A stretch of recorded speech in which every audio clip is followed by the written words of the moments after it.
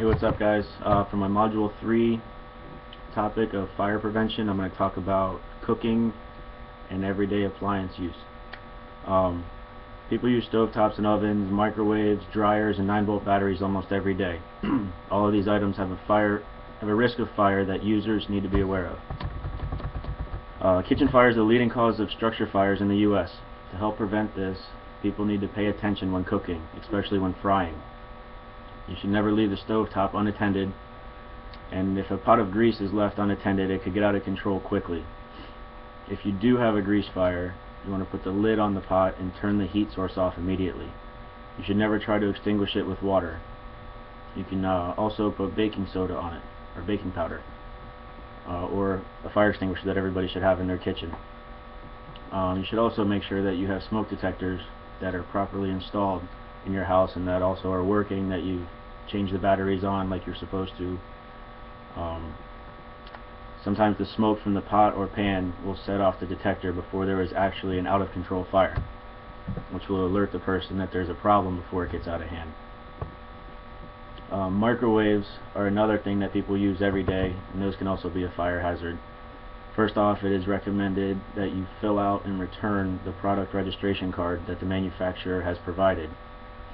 This will keep you informed of any recalls that the manufacturer puts out for the microwave, which could lead to a fire. Another big thing with the microwaves is they should be plugged in directly into the wall and not an extension cord.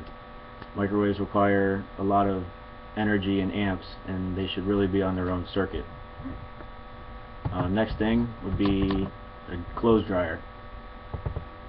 Pretty much every day people use a dryer for their laundry. Your dryer should be installed by a professional to ensure that there is proper electrical supply as well as ventilation for the exhaust.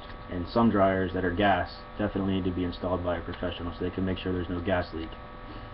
You should never use a dryer without a lint filter, and make sure that you clean the lint filter after every load.